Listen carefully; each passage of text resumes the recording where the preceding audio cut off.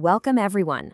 Today, we are going to unlock what I like to call the ultimate toolkit for everyday English communication.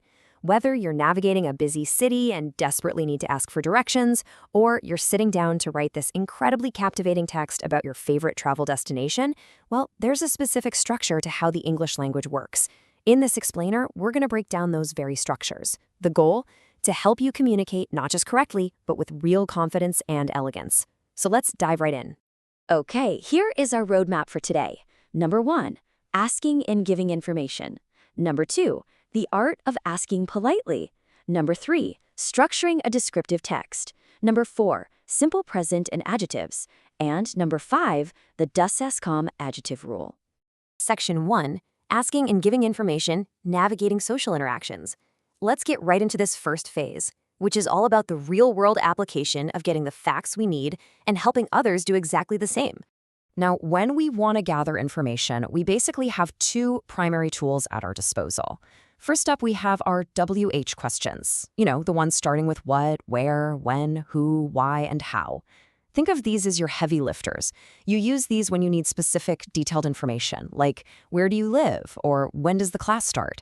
Then, on the other hand, we have yes-no questions. These start with auxiliary verbs like is, do, or are. These don't seek new details. They're literally just seeking confirmation.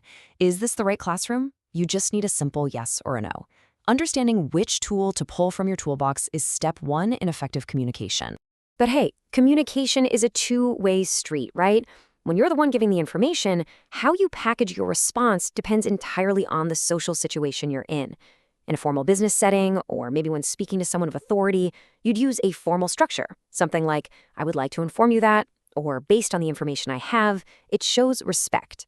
But if you're just in a casual chat with a friend, you'd use much simpler, more relaxed phrasing, like just so you know, or even a quick FYI. Adapting to these settings is exactly what makes your English sound truly natural. Section 2, the art of asking politely. Structuring the perfect inquiry. Because knowing what to ask is one thing, but knowing exactly how to ask it is a whole different ballgame. Asking a stranger for information shouldn't just be blurting out a random question. You can actually break down the act of asking into this really neat 3-step actionable sequence. Step 1 is the greeting. Always start with a polite opener like, excuse me, or sorry to bother you. Step 2 is describing your condition. This provides some much-needed context so the listener understands your situation. For example, I'm looking for some information about the school. Finally, step 3 is where you actually ask politely, using modal verbs like, could you please tell me? By following this simple sequence, you're framing your request with respect and total clarity. And this right here brilliantly illustrates a highly effective, polite inquiry, the indirect question. I was wondering if you could tell me how to register. Instead of a blunt, kind of demanding, how do I register, wrapping the question in, I was wondering if you could tell me, completely softens the impact. Sure, it's a slightly more complex sentence structure, but it is an absolute game changer for formal, elegant conversation, especially when you're speaking to someone you've just met. Section 3, structuring a descriptive text, packaging your information. So once we know how to gather all this wonderful information through polite conversation, what exactly do we do with it? Let's transition into written communication. Let's define this concept super clearly. A descriptive text is specifically designed to explain and describe a particular person, place, or thing in highly detailed visual terms. Its primary goal? To vividly paint a picture right in the reader's mind. You aren't telling a story with a plot here. You are taking a single specific subject and examining it incredibly closely. To achieve that vivid picture, a descriptive text relies on a few core structural pillars. First up is identification. This is your opening paragraph where you simply introduce the specific subject you're talking about. Next comes the description phase. This is where you jump way in and detail the physical traits, characteristics, and qualities of that subject. And crucially, this is a big one, it must have a specific participant. You aren't describing beaches in general. You are focusing on one unique, specific object.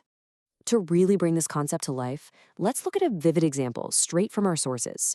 Pink Beach in Komodo Island. This is the perfect specific participant.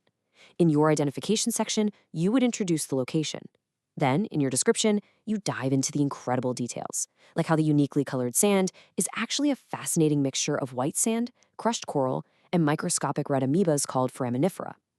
By focusing on these specific, factual details, you create a text that is highly engaging and super informative.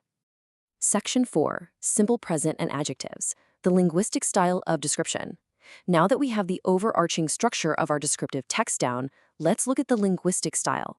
Basically, there are 3 essential building blocks for writing accurate and vivid factual descriptions. First, you absolutely must use the simple present tense. Because you're describing facts, universal truths, or current states of being, you don't use the past tense here. Second, you rely heavily on adjectives. These are your descriptive words. They clarify the noun by giving us sizes, shapes, and colors.